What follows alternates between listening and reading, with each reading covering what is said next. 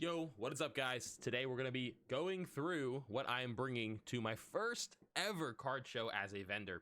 I wanted to make this video to not only let you guys know what I'm bringing, but also make a little checklist for myself to see what exactly I need to bring and make sure it sounds correct.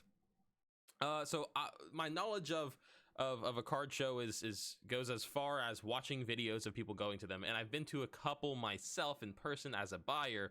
And I say that as a buyer, I mean, I was a young little lad. I mean, I was on the other end, not the vendor side. And this is a local store, a local shop, running a card show next week.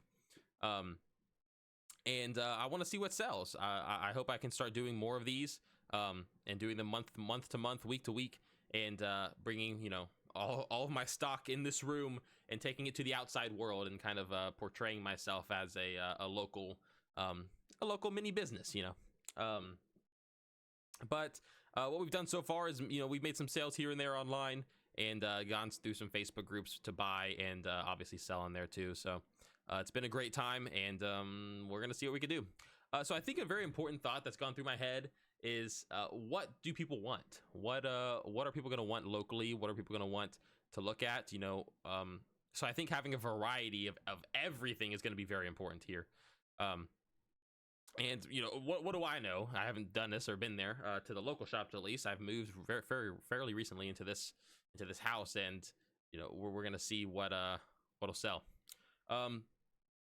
So a couple different things I've thought of are the basic necessities. So a chair, I would say, is good to have just to take a little break here and there if it's not running so well.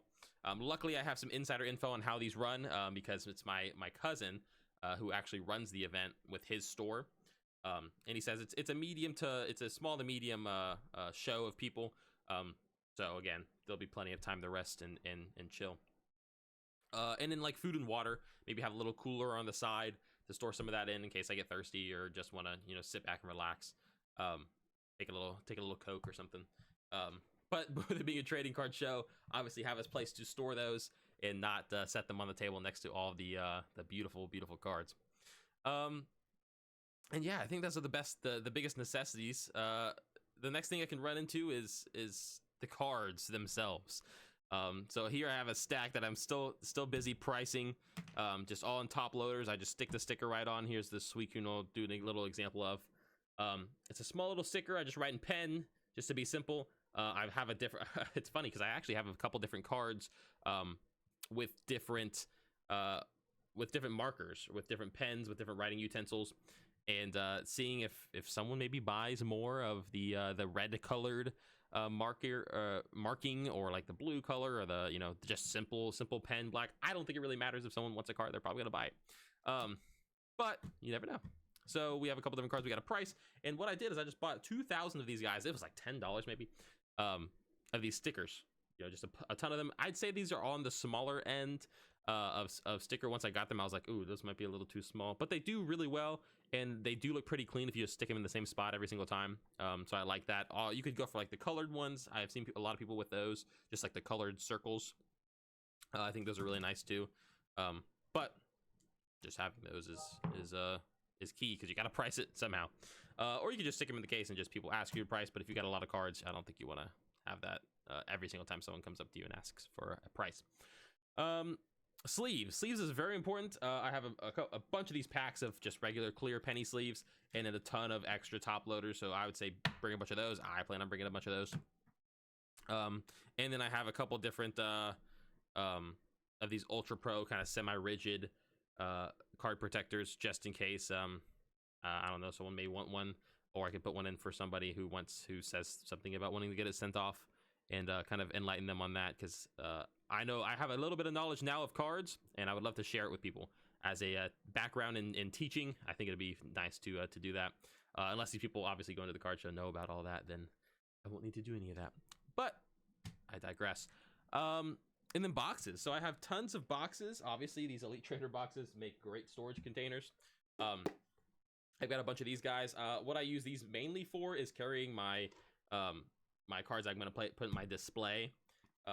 It's just easy to store them. They fit really nicely in here, so I can pick one, just throw them all in, pick one or two, and then store them in there. And then I think I'll bring probably one box of bulk just have a row of energies, a row of trainer cards, and then 2 rows of just regular Pokemon. These are all just commons, non-holos.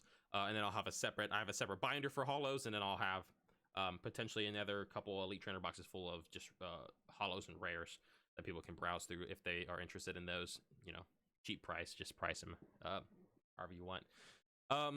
And yeah, I think those are kind of the biggest bulk things, the main things you'll need that I'll be bringing. So hopefully that helps, a little checklist for my future self when I go back and watch this video. And the next thing I'm going to talk about is the binders and display, so things on the table itself. So I bought this lad, one you see on most people's vendor POVs, vendor streams, and it's about $100, and it's pretty large. I noticed that when I opened the box, so hopefully it fits on the table. That's my biggest concern right now. And I have a few different binders here. I think it's good to have a variety of things. So this little guy's my dollar binder. Everything in here is $1. I think people would love that, just because it's easy. It's just really a bunch of the V cards and EXs that I'm not in need of. You know, some of them are worth $1. Some of them are worth less than $1. Some of them, you know, market value. Oh, I didn't realize I didn't fill that up. And then some of them are worth slightly more than $1, but nothing I don't think exceeds $2 in here. So I made sure everything is on the cheaper end. But if someone wants to, you know, get a card for $1, that's usually $1.50 for $1. They can, and then, you know, if someone picks out like 10 cards, I can throw them a deal. 10 buy 10 get 1 free, something like that. And then something that I've taken from little Coop over there is made a little freebie binder. For Coop's collection, he likes to do, you know, give out cards to kids, and I don't have the resources quite yet. But I put a bunch of like fan favorite Pokemon cards in this little binder. Just, you know, a bunch of commons, nothing holo or anything, sadly. But you guys can kind of see first page is Pikachu, Eevee, and Togepi, and then there's like some legendaries, which is crazy to know, like a bunch of starter Pokemon. But there's a bunch of legendaries are actually, you know, not even rare. They're just uncommon and common, which I think is really funny. Just being a legendary Pokemon. I have some Japanese cards in here, and you know, just anything to suit anybody. And I call it freebies because I first had it as like free for a follow. You know, someone, they give you a follow, they take a card. But I mean, with these cards, these specific cards at least, I think they're just fine to give away, just to make a little conversation starter. And you know, if I don't give them away, they're just gonna sit in my Elite Trainer boxes and my white boxes over here. So I figured I'd give them away, do good for the community. And then I have a final binder. Give me, honey. I guess not a final binder. I have another binder. And this binder has final binder in that stack, I guess. This binder has a bunch of reverse holos. So it'll be my reverse holo binder. Just a couple cents for these guys. I don't think there's any rares. It's simply just reverse holos and just organized. So, you know, if you can kind of see, I know it's good. I'm like looking at it, I can't really see it myself.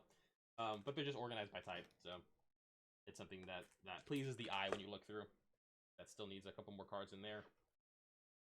And then lastly, for binders at least, because again, the display will have a lot of my cards priced like over $10 and up. The top loader binder, then this guy's going to do wonders. And what I did is I individually priced everything here as well. You can kind of see, yeah, now that I show it, you can kind of see the stickers in the corner. These cards are all priced and no more than $10. So something easy to look through. And if you're looking for some full arts, I have some dollar cards in there too. So the dollar cards didn't make it to the dollar binder, but they made it to the top loader binder. So really just the full arts made them look pretty and nice. And other than the binders and display, I plan on bringing, again, variety, because I don't know what people are going to want at this show. So I have a bunch of Japanese sealed product coming in that I'm going to be posting or having in display that people can obviously purchase there. And then I have a ton of different sleeves over here. These are all right here. These guys are all sleeves. And then I have like even some Squishmallows and maybe even some pop figures that I'm going to set out just to see what people want. And whatever sells the most of, I'm going to go that route for the local shows. So I hope this video helps some of you guys who are going to vendor, and it kind of helped me to talk through it. So I appreciate you guys watching, and yeah, thanks again. See ya.